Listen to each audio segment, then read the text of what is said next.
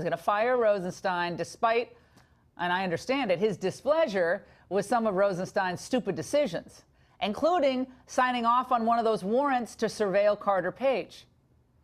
But for just a moment, let's accept their silly scenario.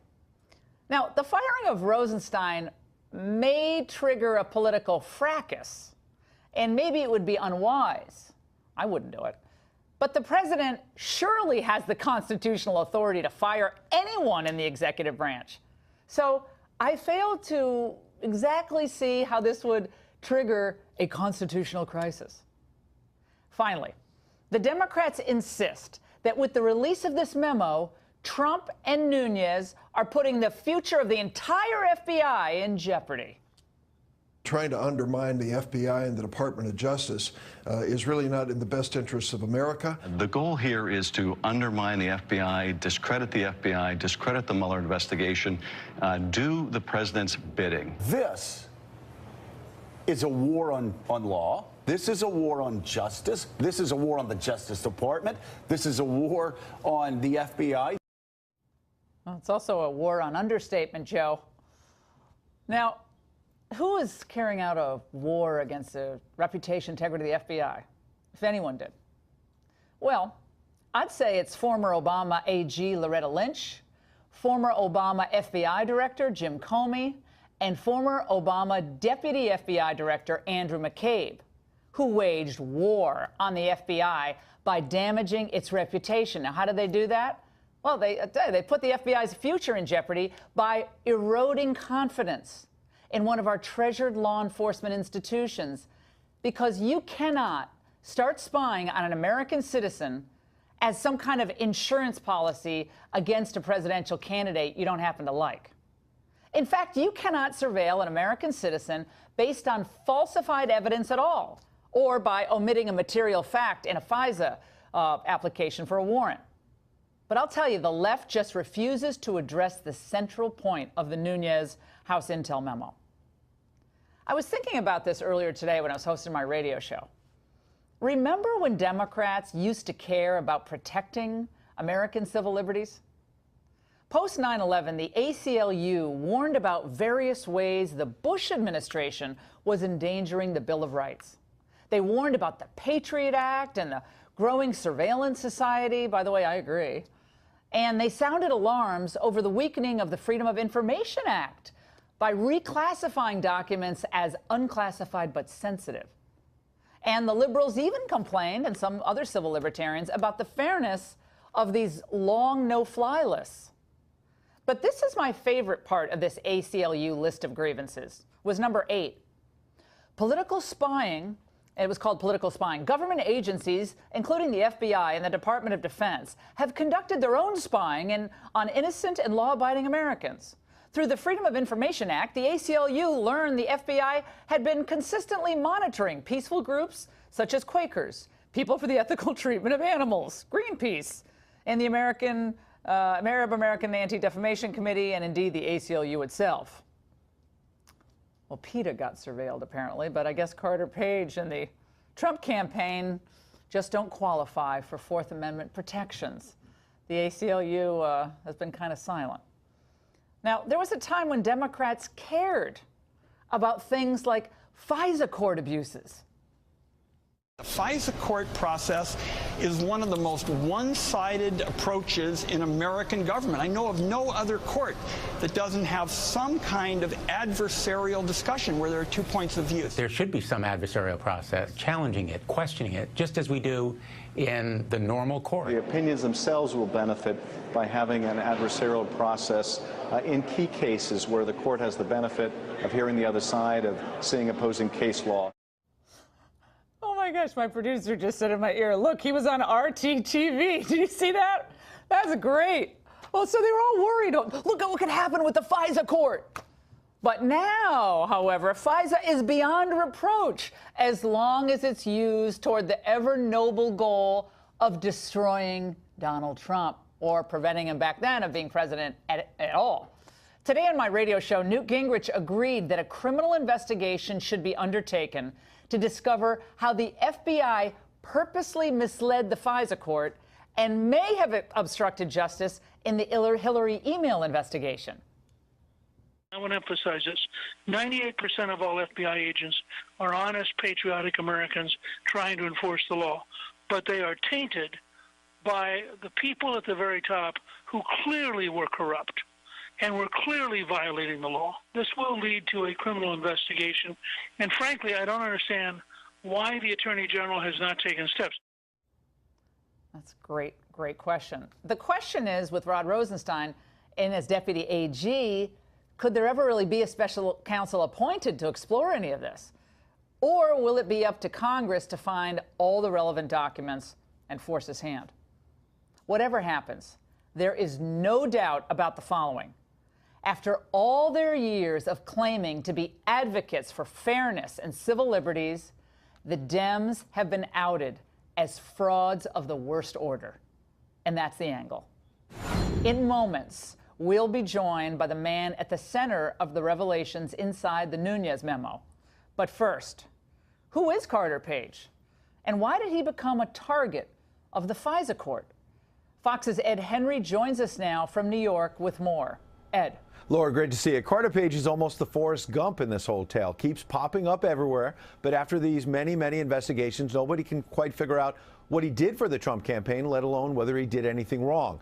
The key Forrest Gump moment came on March 21st, 2016, when then-candidate Donald Trump appeared at a Washington Post edit board meeting, and the first question was about how he was going to finally reveal his foreign policy team. The context being it was hard for an anti-establishment candidate to get Republican foreign policy stalwarts on his team, so he wanted outside-the-box choices. The future president revealed only 5 names. One was he called George Papadopoulos an excellent guy, and referred to another advisor simply as, quote, Carter Page, Ph.D., setting off a scramble over who this man of mystery was. Bloomberg News quickly noted the only real connection was they're both contrarians on Russia, wanting to work with Vladimir Putin in part because they believe policymakers in both parties are still clinging to a Cold War mindset.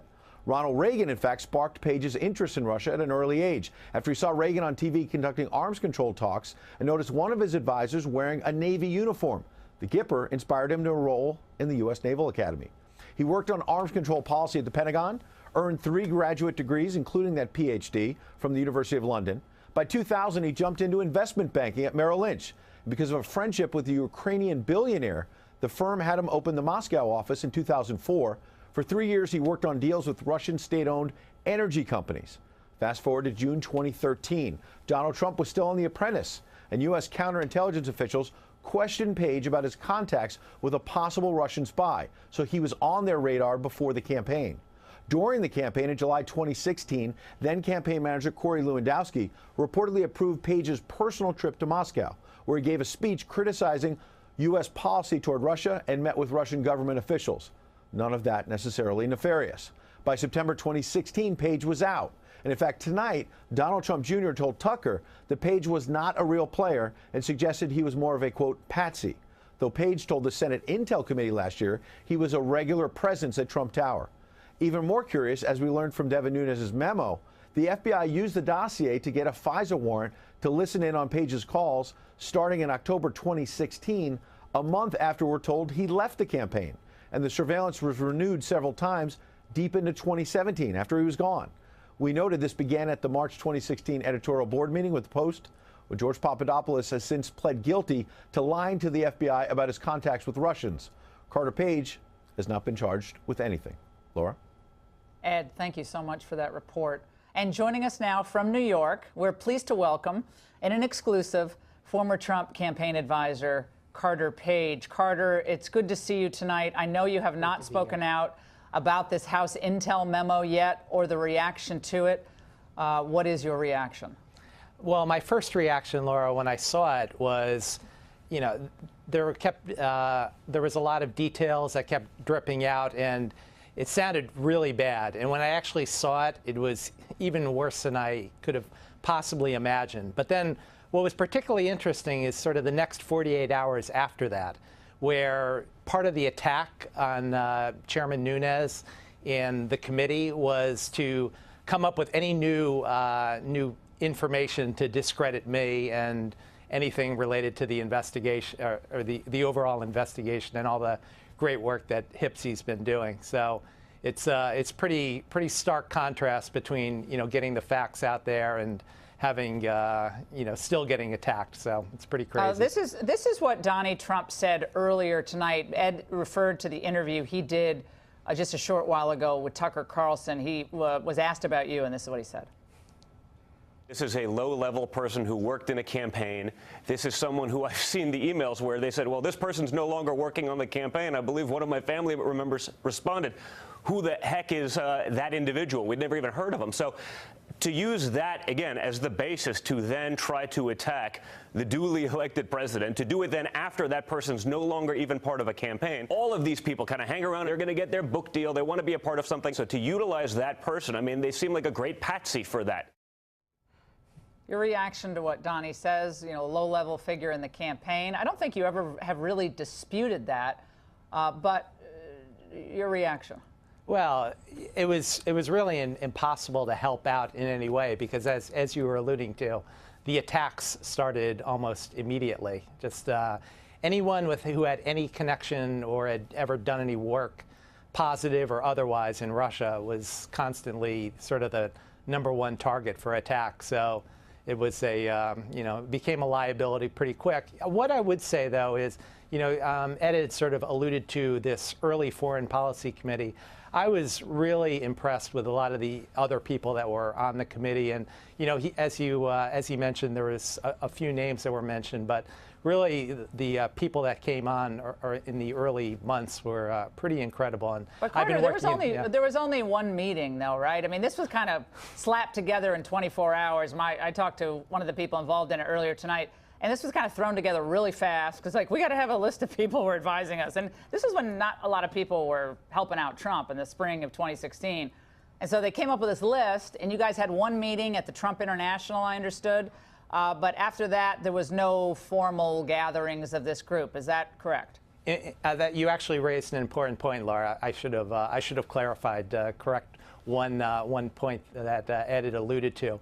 That one meeting, I actually had previous. You were in Hawaii. I was in.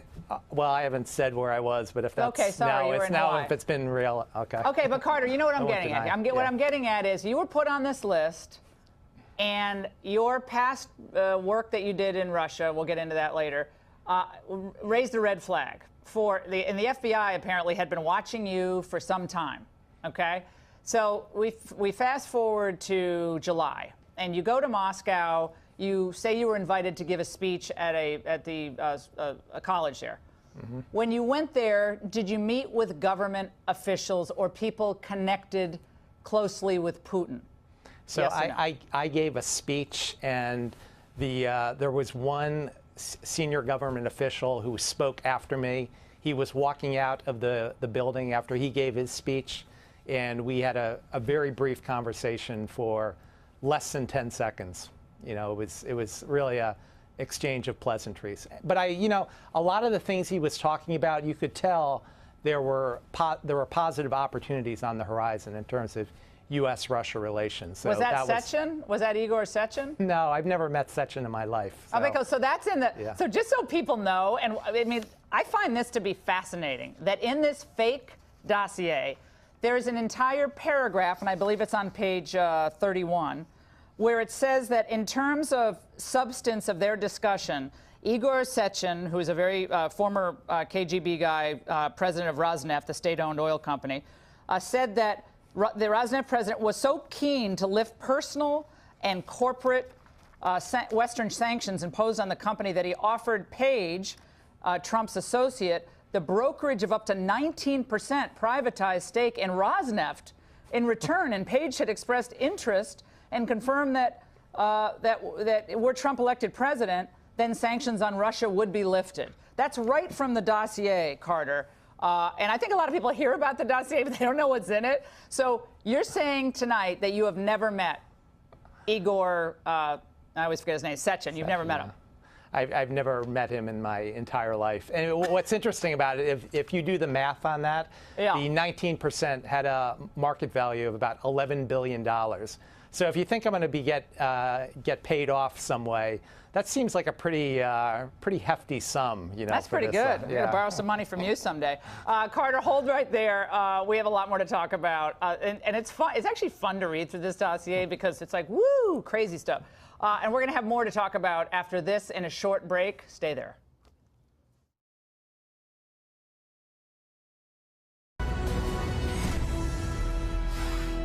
Welcome back. We now resume our exclusive interview with former Trump campaign advisor Carter Page, the man at the center of that just-released House intel memo. Carter, when I saw that they started to listen in on your phone calls in October, that was after the Trump campaign had kind of put a termination on the relationship with you. I thought to myself, like, who wants to work in any campaign? If an individual, an American citizen, can be surveilled by the use of a dossier that was funded by the opponent, the political opponent, and they're all worried about Russia and their tactics?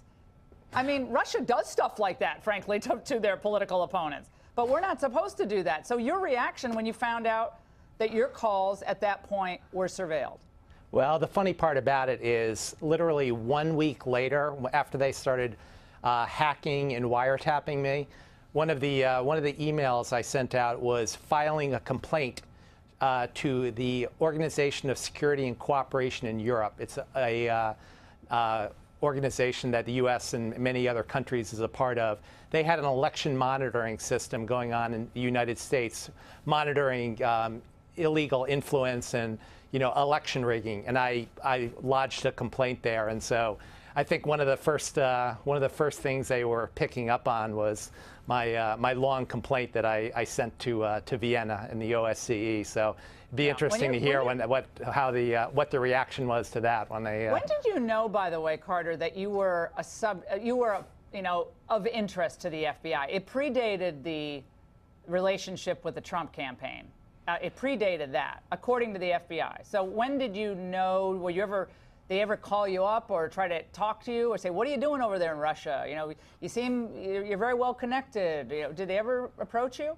I've talked to them. And I actually mentioned this. I sent a letter to Director Comey on Sunday, September 25th, 2016, 2 days after the defamatory articles came out against me. And I was, as I mentioned there, I basically told him everything is totally false. If you have any questions about this witch hunt, which is what I called it, please don't hesitate to contact me.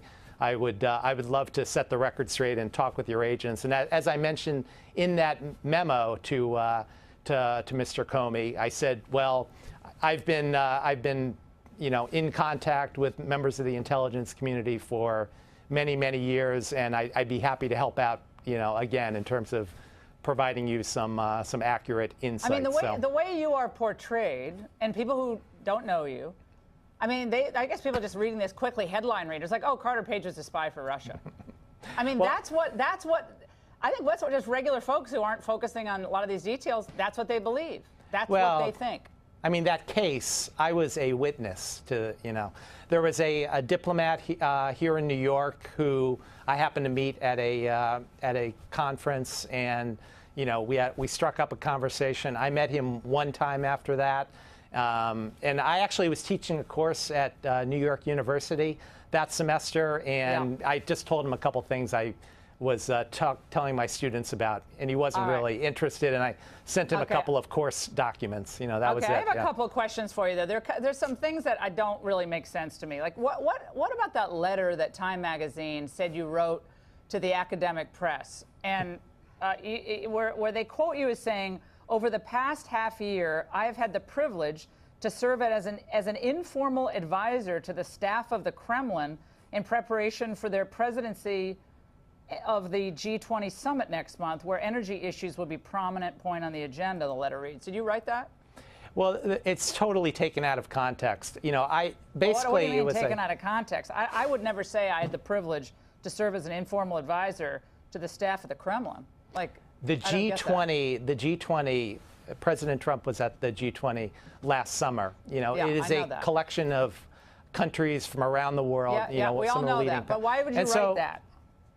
I was offering, I was invited to provide some, they put together a roundtable of energy experts, literally people from around the world, top companies around the world, and I offered Carter, some insights. It sounds like you were selling, you were kind of, to me it sounds like you were really, you're really close to the staff of the Kremlin there. I mean, the way it's worded, I mean, I wouldn't have worded it that way. And I think what happens is people see that, and then they say, well, he went to Moscow in July of 2016 to kind of speak at a university. But why would you do that when you were with the Trump campaign? And who signed off on it? And was it really a cover for a meeting with government officials? I know, that's what people think. Well, but this is where context is important. Basically, it was some ignorant academic who, I submitted my, it was a copy of my thesis, and they were considering it at a academic press for publication. And, they're coming back at me, coming after me with all these false sort of false concepts about what's actually going on in, Russia and across Eurasia and across Middle East. Asia, Europe, and essentially having served and been part of that informal group, we had a couple of meetings. Big deal, No, I got it. I think going to Moscow in July 2016, that you're just setting yourself up for scrutiny. I mean, did someone in the Trump campaign, did they okay you going? Did you ask them? I've seen varying accounts of that from you. Did someone say go for it, or there was no go for it? Again, I was an informal, unpaid advisor, and but did you tell I mentioned anybody it to someone at the Trump campaign you were going? Yeah, I mean, I've been grilled literally many hours on this in both chambers of Congress many times, and I gave them a heads up, and they said, it's fine to go, but you're have nothing to do with the Trump campaign as part of this. And you're actually suing. Are you suing the federal government? I mean, I think you saw New York Times tonight is pushing for a release of all the underlying documents in your case. Are you in favor of that? Absolutely. And actually, one of the articles that's mentioned in the House Intelligence memo from Friday, it references one article, and actually that was rebroadcast by a state propaganda agency in Washington. Broadcasting Board of Governors funds Radio Free Europe. And for the last 70 years, most of its history, it was supposed to be used for, offering ideas to countries around the world. They changed the law in 2013, and now they can push government propaganda in the U.S. So this was the first election where that ever happened. So, when Sean on his show was mentioning a list of questions as they kind of go to the next stage of this investigation, I think, and actually that's run by State Department. Broadcasting Board of Governors, but they put that Yahoo News story out. But you're suing the Broadcast Board of Governors and who else? Very quickly. Oath Inc., which is the parent company for Yahoo, and Huffington Post, News, which has a ton of articles. Okay, Carter, we really appreciate your spending some time with us tonight. I know everybody was after an interview with you, but I just think an innocent American, I mean, from my understanding, is wrapped up in this whole thing, and I find the whole thing terrifying, and we wish you the best. So thank you so much for joining us. Thank you. All right, this has been unbelievable. Stay right here. We have a lot more when we return. Commentary from our experts on that interview and what it reveals. Stay with us.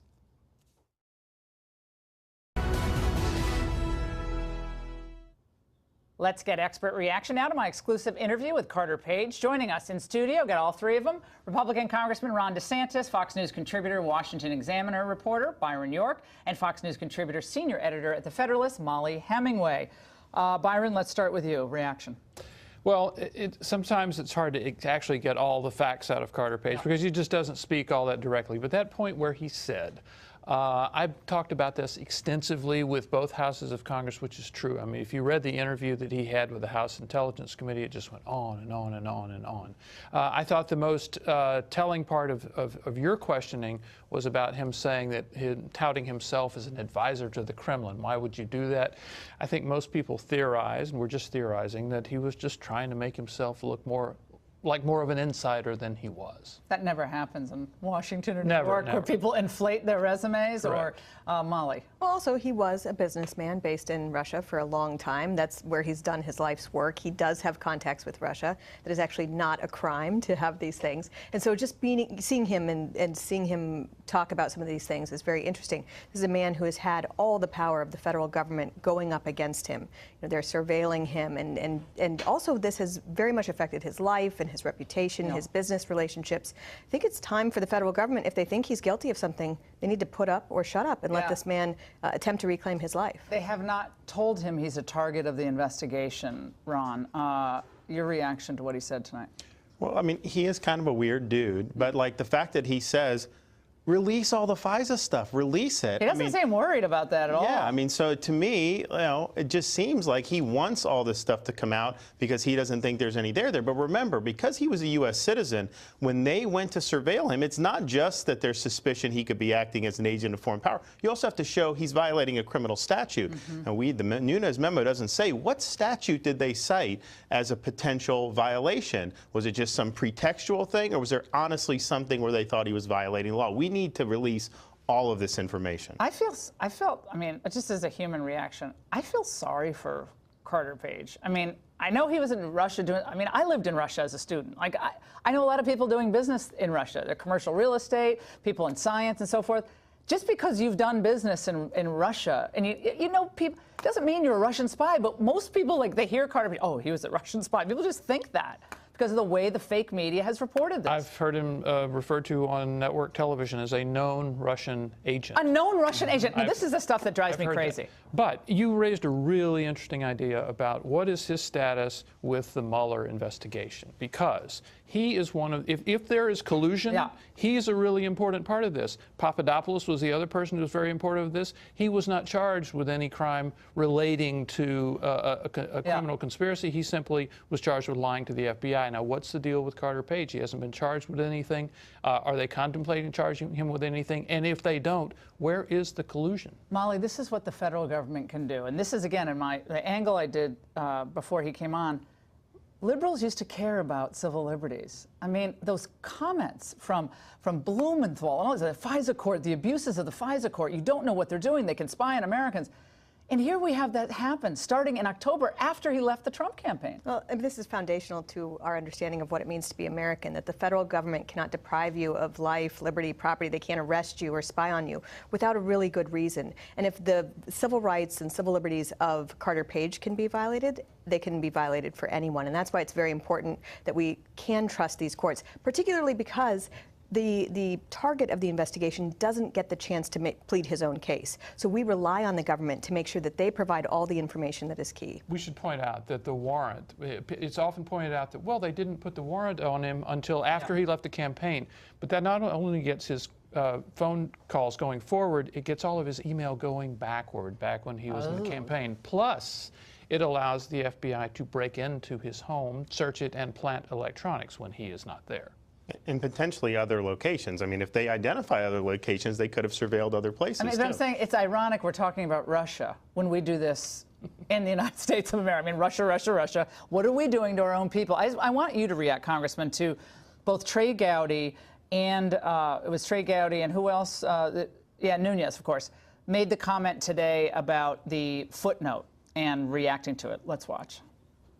A footnote saying that something might be political is a far cry from letting the American people know that the Democrats in the Hillary campaign paid for dirt that the FBI then used to get a warrant on an American citizen to spy on another campaign. I read the footnote. I know exactly what the footnote says. It took longer to explain it the way they did than if they'd just come right out and said Hillary Clinton for America and DNC paid for it. But they didn't do that. Ron, is there anything that can be done to the people responsible for filing that, omitting a material fact, because it was omitted in that application? Yeah, look, I mean, your bar license, if you're practicing law, I mean, that goes into that.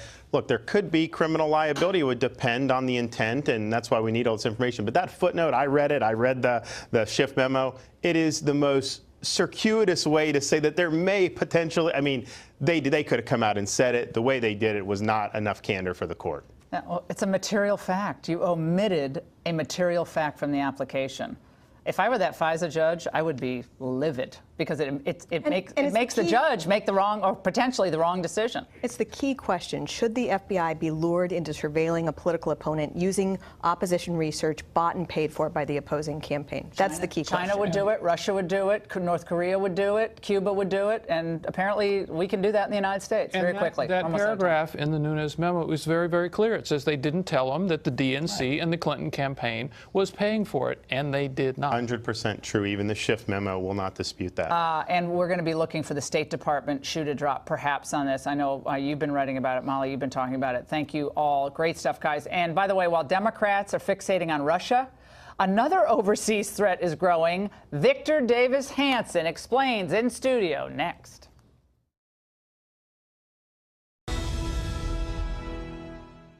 Welcome back to the Ingraham Angle. While Democrats shriek about Russia, Communist China is quietly expanding its power and influence across the globe.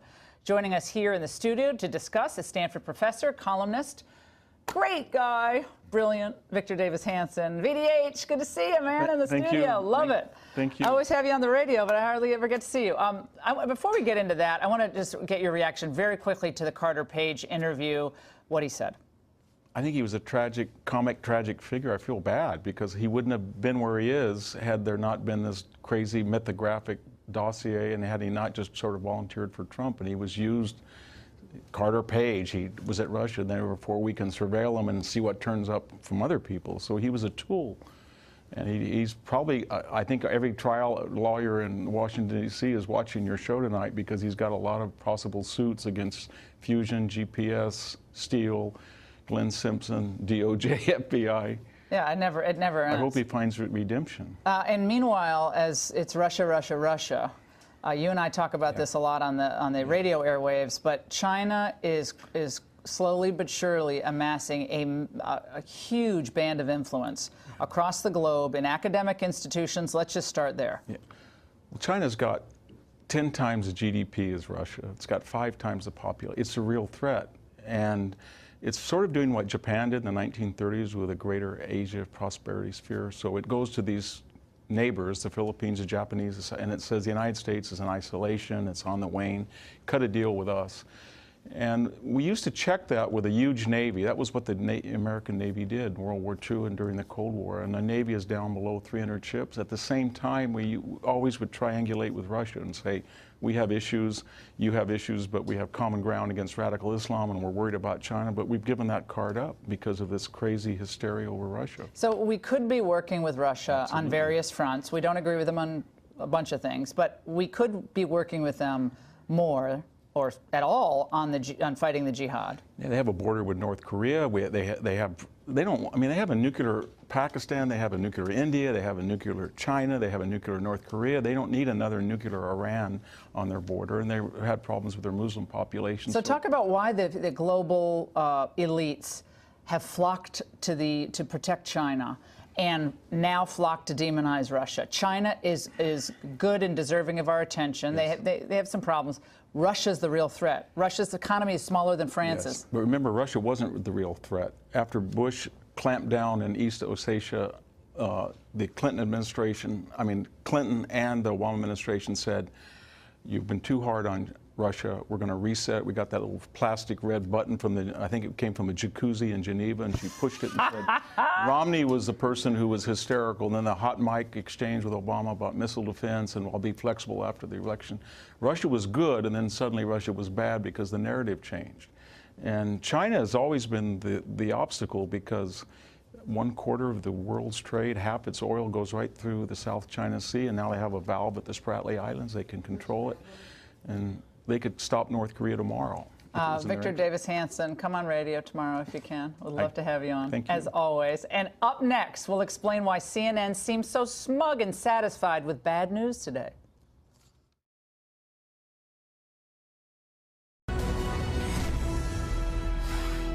And this just in, CNN finally has something to be happy about. Millions of Americans losing their money. Wolf Blitzer reported today's nearly 1,200-point drop in the Dow with an odd satisfaction that seemed to say, it's bad for America, but it's okay because it's worse for Trump. Breaking news, nosedive. The Dow plunges more than 1,100 points at the closing bell. The visual was pretty awful for the president. If I'm not mistaken, the 1,500 point, that as low as it dropped, was in the middle of his speech. Any president would be aware of that. This president uniquely so, due to how much cable television he consumes. Well, whatever cable TV he's consuming from the ratings, I can tell you, it ain't CNN. Had these guys actually been paying attention to the president's event in Cincy today, they would have seen clear signs of an economic renaissance in the heartland. Now, about half of Americans aren't in the stock market, but they've seen record bonuses and pay raises generated, many of them, most of them, by Trump tax cuts. So what Nancy Pelosi calls crumbs, ordinary Americans call a godsend, as they told the president today. What it means to my family is the same that it means to all hardworking American families right now who are reaping the benefits of your tax cuts. It means that we'll have more money in the bank, more money to make ends meet. Personally, for my family, my husband Tim and I are in the process of buying a home, and in the fall, both of my kids, Katie and Matthew, will be going to college. So we'll be using that money. It'll just help us make ends meet. Now, I'll take that lady's common sense over Nancy Pelosi's crumbs any day. Main Street is getting helped by Trump policies. CNN and the rest of them better start noticing. More in a moment. Before we go, we want to hear what you thought about my exclusive interview tonight with Carter Page. So be sure to tweet me about it at Ingraham Angle. And that is all the time we have left this evening. Miss Shannon Bream and the Fox News at Night team take it from here. Shannon. Listen.